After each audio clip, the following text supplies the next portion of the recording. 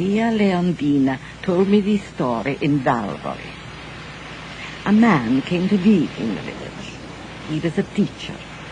He was the first teacher in the village, proper teacher. Always before that it was the priest who taught, who knew nothing. The priest was always a son of the village who could sing. And he could always sing, the boys who became the priests. Anyway, this man came and he was very quiet. And he took a room in Carolina's house, whose husband was a shepherd, Antonio. Antonio could sing too, priests and shepherds. He sang to his sheep. You could hear his voice, Zia told me. You could hear his voice in the next valley. He never sang to Carolina, though.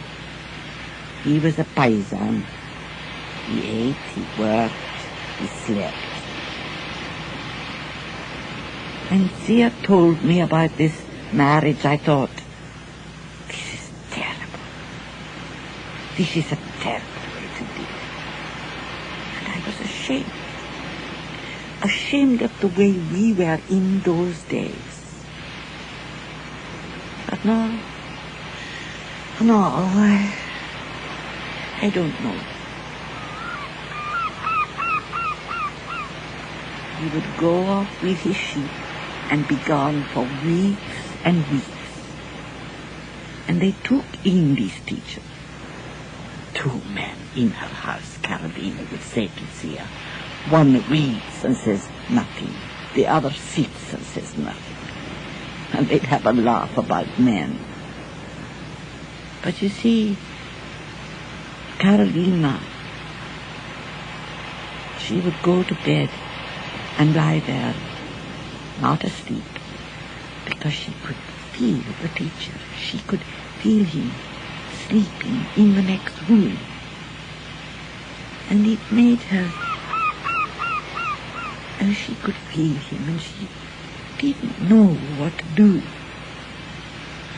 Then her husband would go away, and it was worse. Listen, the children were in the room with her, in the bed with her half the time. I'm not talking about anything other than the sense of him. The sense of him sleeping in the next room. She started to go mad with it. They never spoke beyond hello and thank you and the rest of it, but I don't know the details. Antonio was away singing in the valley with his sheep. It was the night, and she'd been up with one of the children, and then she was in the cantina. And because the nights are not like here, particularly then, the day was full of light and the nights were so dark.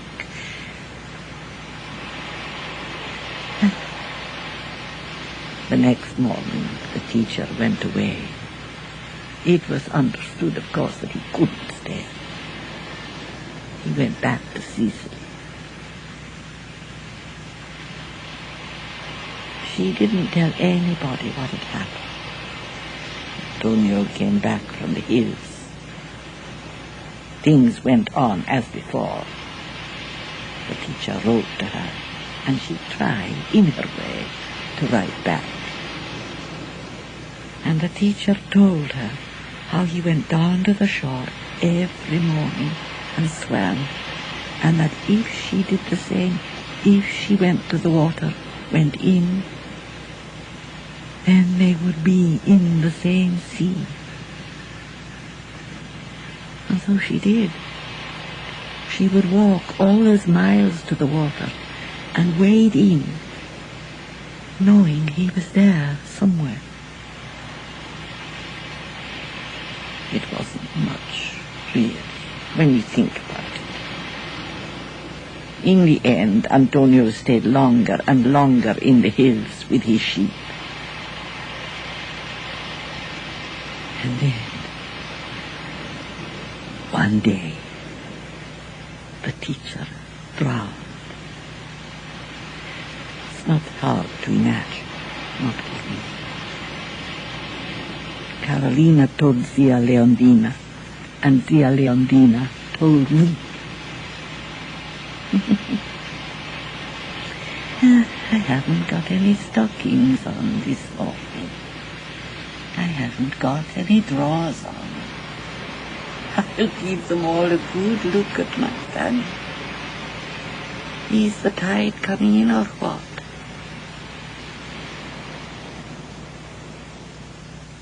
A Little Like Drowning by Anthony Minghella, with Peggy Ashcroft as Leonora, Alan Rickman as Alfredo, Juliet Stevenson as Julia, and Jane Gurnett as the young Leonora. A Little Like Drowning. Eyes down, looking for a line in any direction, as a line across, a line down, or you're a diagonal, we're not passy. Then shout out to me, ladies, give me a good shout.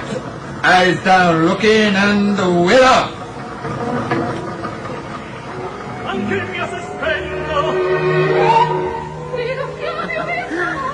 Your grandfather loved this music. Don't you love it? It's all right. Well, not really. I don't understand it. It's a crime none of you speak Italian. Pour it on them. I don't know how you can stand this water. It's boiling. I love it. Anyway, my poor old feet. They need a little soak. Look at them. So ugly. And my legs, arms, everything. Look at my hands and look at yours.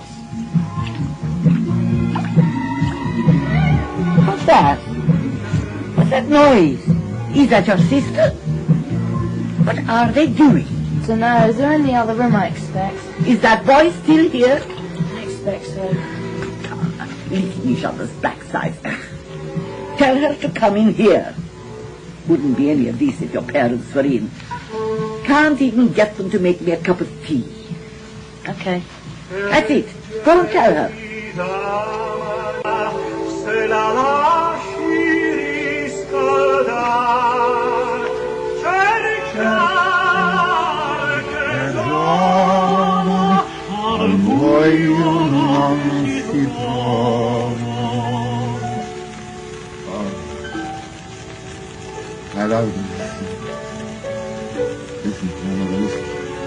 Ma per fortuna è una notte di luna e qui la luna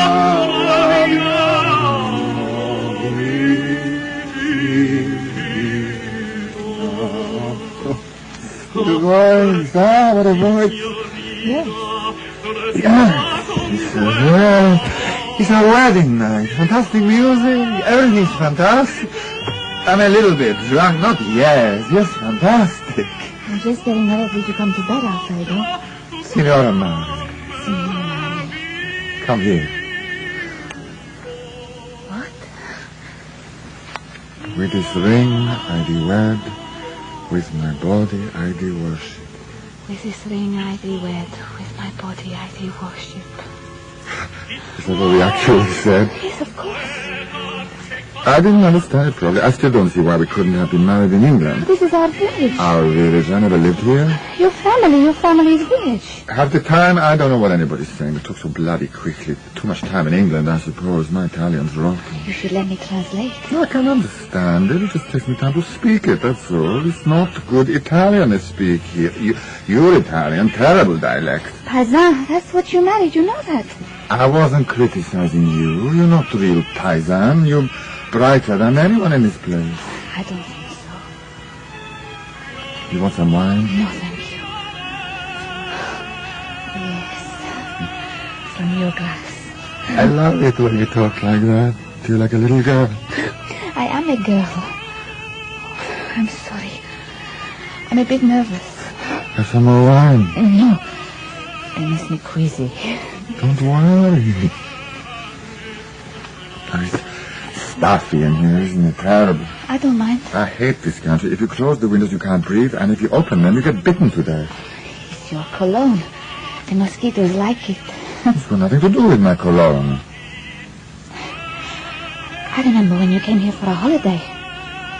I was 12, and I saw you walking up past the olives to this house. Your brother was with you, and you were wearing a sailor's outfit. White respects. I wanted you to notice me, but you didn't. Not that there was anything to see. I went home, and I said a whole rosary that one day you would marry me. Is this true?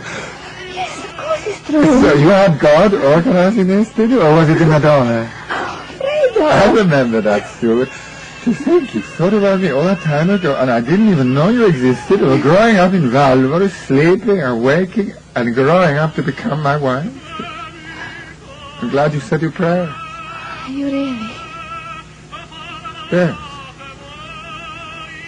And you see, Leonora, God gave you those eyes and that hair so that I'd notice you. And those breasts. Shall we go to bed now? Yes.